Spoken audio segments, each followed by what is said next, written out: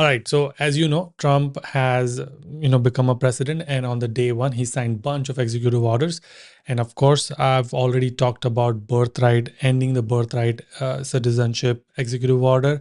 And there's also another executive order, which you can see right here, which is protecting the United States from foreign terrorists and other national security and public safety threats. Now, we did a live stream with immigration lawyer Rajiv Ji. Every single Wednesday, we do this live stream at 1 p.m. California time. But in this video, what I want to talk about is this executive order. And again, I'm not an immigration lawyer, and you will hear it, the whole explanation of this order and how Rajiv Ji parsed it. And he's an immigration lawyer. So I'm not one. I'm just, like interpreting as a layman. Here's what I have understood from reading this executive order, which is the main thing is enhanced vetting and screening. So there's going to be a lot of enhanced security, scrutiny and vetting process when you are entering into United States. So instead of me explaining all of this, watch the clip from the live session where we discuss this executive order and what this could potentially mean. But before you watch the clip with the immigration lawyer, I want to quickly talk about two things. One is the newsletter community, which you can join for absolutely free, and also my ultimate job hunting course. So if you're someone who's in the job hunting process, in fact, instead of me explaining you this live, just watch this quick video. Do you have a clear job hunting strategy to get an internship or a full-time job? Most people don't, and it's costing them opportunities. I've helped over 1100 students with their strategies through my ultimate job hunting course. And trust me, I'm not even kidding. I could see so many recruiters viewing my profile. And it's been the best investment I've ever made. The content is incredibly practical, filled with tips and strategies that make you stand out to recruiters. It was one of the best courses that I have done till date. This course covers everything that you need to stand out. You will get ultimate resume course, you will get ultimate LinkedIn course, networking strategy, access to 1100 plus job seekers for support, and personal support from me through WhatsApp group. I will walk you through every single step that you need with real examples and the tools that will give you an edge. I don't want you to miss any other opportunity to land your next job or an internship. So check the link in the description. Okay, enhanced vetting and screening. So these are the key changes. So what does this mean? That before you can come in, we want to make sure you align with the way we are. And there's a whole lot to it. But if you look at the bullet points, this can apply to all the current visa holders. So when you step outside the US and want to come back in, you can have the same issue. Green card holders can have the same issue. If you want a visa renewal, applying for a new visa, applying for a visa extension, if you're applying for adjustment of status, you're applying for change of status, any immigration benefit, this can come up. So it depends upon how deep you want to go. And if you go further, forget about the part 2. That one is an easy one. I'll come to that. If you come to this one, attitude and ideology screening. Look at the language. It says, we will ensure that people who are coming in do not bear hostile attitude towards its citizens, culture, government, institutions, or founding principles. I think this should be struck down by the court. It's ridiculous. So you have the Constitution that says we have freedom of expression, freedom of speech. And then you say you can't have hostile attitudes. Now I'll give you this. Interesting thing is that when you are at the border, when you have not yet entered the United States, we can be a lot tougher with you because you don't have full protection of the United States yet. You're not under the jurisdiction of the US yet. So we can be a lot tougher with you. But once you are inside, you can't apply this. Okay. So this is I found this really weird.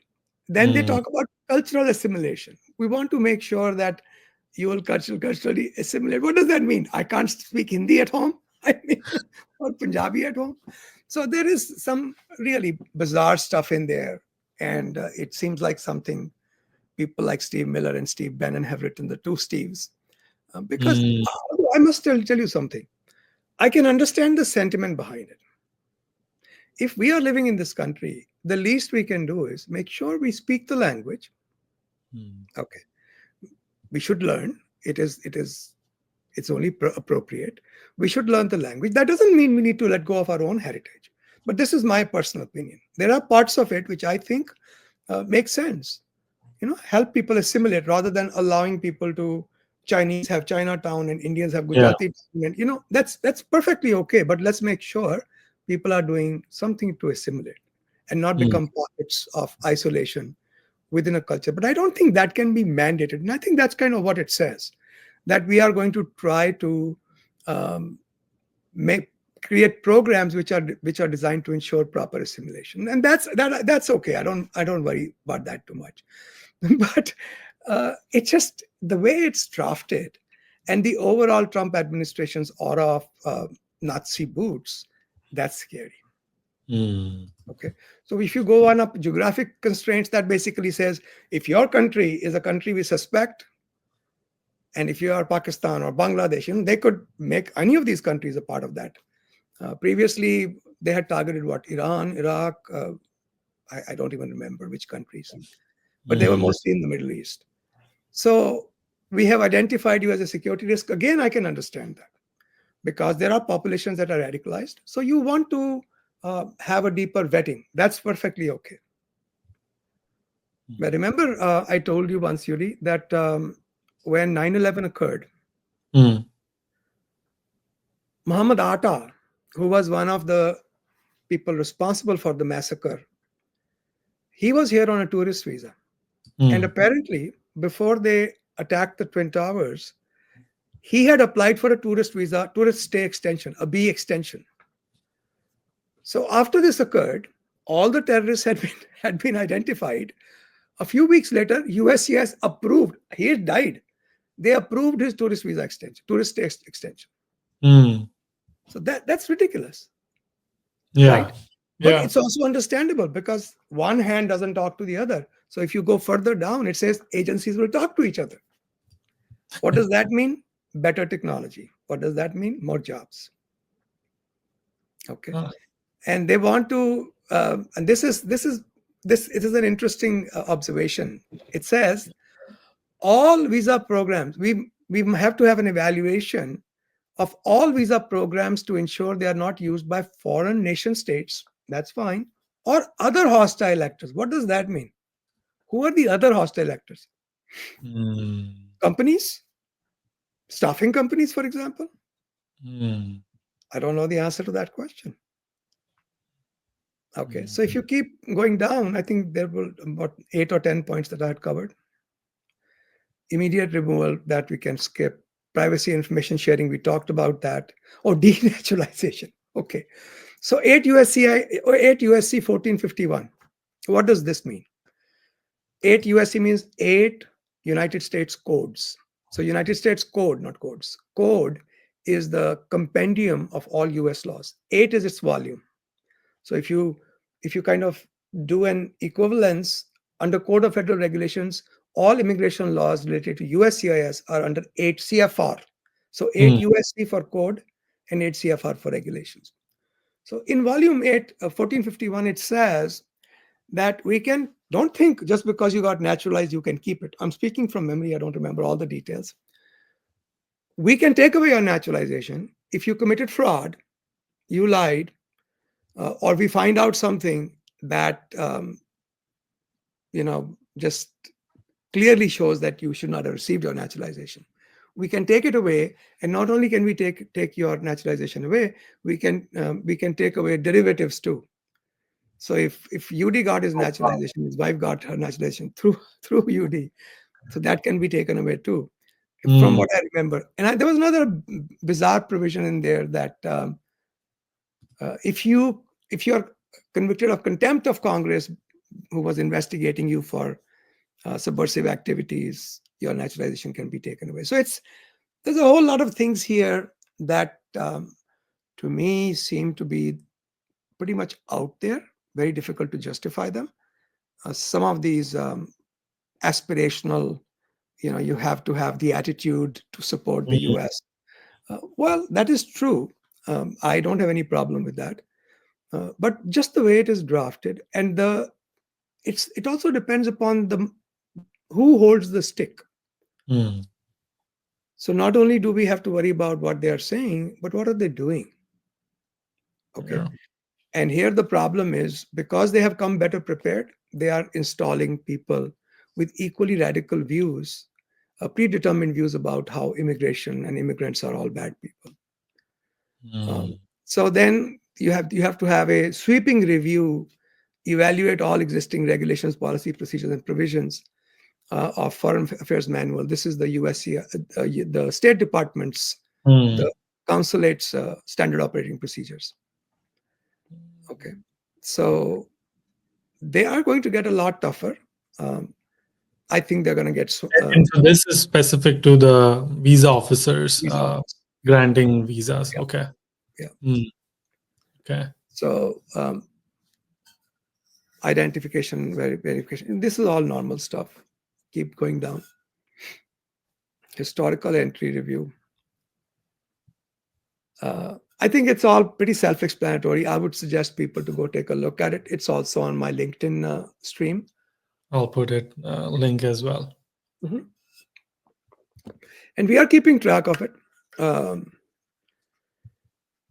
Yeah. We'll see what happens. I suspect that there'll be a stay issued on this within the next couple of days. And so this is, I mean, obviously you shared this link, but this is the order. When does this go in effect? Like It's already immediately? in effect. Okay, it's already in effect. Yeah. But basically, it's saying, a lot of it saying is, let's look at what we are doing and let's revise all that. Okay. Okay. So the biggest problem is Yeah. there is an underlying concern here that there is an assumption that immigrants are bad for the United States. For a country that is built by immigrants, composed by Mm. immigrants, consists of immigrants, to hold that immigrants are bad is kind of funny. Mm. Okay. Funny, not ha ha, but funny, oh man, you are cuckoo. Okay. But I do agree that we need better restrictions on entry into the United States, far more incentives to obey the law rather than break the law. Because I look at, and people are right, this issue has been brought up before, that if you are far better off just sneaking in through the border or pretending that you have an asylum case than you are spending 15 years working in this country, paying more taxes than most Americans do. There's what, 1% Indians in the country. And if you look at the share of education that we have, 13-14% in graduate schools, 10 times more than native population. And I don't think, again, not alone Indians, but immigrants are hardworking people. We come here because we think it's opportunities. Mm. Personally, I came here um, partly because my state was up in flames, Mm. a lot of internecine fighting, and my family had all moved here. So there Yeah. was no way of staying back. I like what this country had to offer. I have no problem with that. You could make an honest living without having to lie to anybody, without any corruption, except at the highest levels. And that doesn't touch most people. So this is where we are. We'll see what happens over the next few weeks. Things will become clearer. Yeah. I think they'll lose a few cases. They're still too far out. And I also actually, I have been a lifelong liberal, but I must confess that some of the what they call woke stuff is really that's also crazy. So I think on extremes we see only crazy people. Most of us are center or maybe a little bit right or left of center. We are just, most of us are not kooks, but Yeah. that's Yeah. kind of the environment we are in. We had extreme left democratic agenda, which was trying to be pushed by the extreme left, and then we have the extreme right agenda now. But the country chose the extreme right for whatever reason. Okay, Mm. I personally am very disappointed with the perception of the people. Okay, Mm. this guy comes in and he immediately pardons all the so-called writers, or according to him, freedom fighters, people who Mm. beat up policemen died. Okay, and they were just pardoned. No distinction made between, even JD once said that there was no Mm. distinction made between violent people and those who were just there peacefully, although I don't think any of the peaceful people got jail time. But that's an indication of where we are as a country. So, as far as immigrants are concerned, students are concerned, do everything by the book. I think this too shall pass because they've come in blazing with both guns out like cowboys, but it's not going to last long. Reality will sink in soon. Yeah. No, I was also asking for H-1B people who went for stamping or people who are on OPT who went for vacation and now they're planning to come back. What should they keep in mind? Yudi, it's very difficult to change laws overnight. It's, of course, you can change policies. Remember, the Democrats on their way out made sure whatever the policies were enshrined in regulations. Yeah. So if Trump wants to take away those regulations, we'll have notice. It should not happen overnight.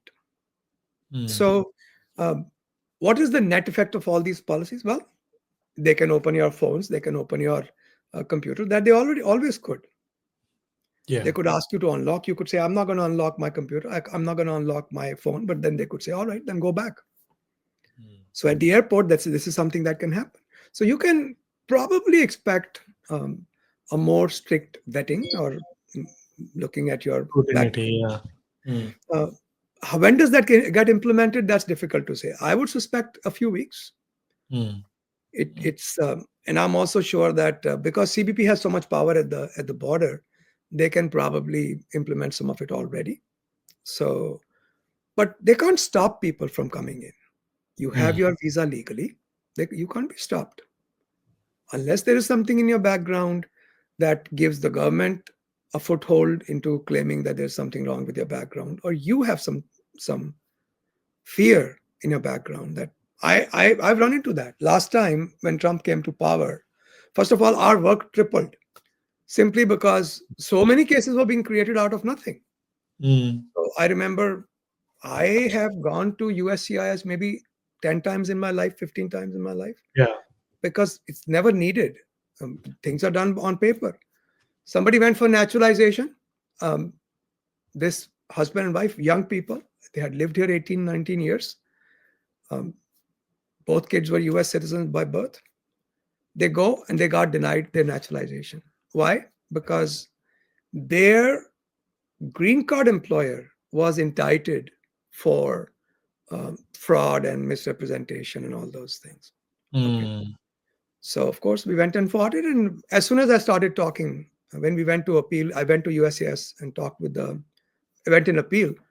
So when I presented the case, and the officer immediately said, yeah, this is an obvious mistake. This should not have been denied. I said, well, look at the history. These employees of that company, not one of them was indicted. Only the employer. Yeah. There was not even a suspicion or an investigation against the employees. How can you hold them responsible? That too 14 years later. So I think we'll see more of this.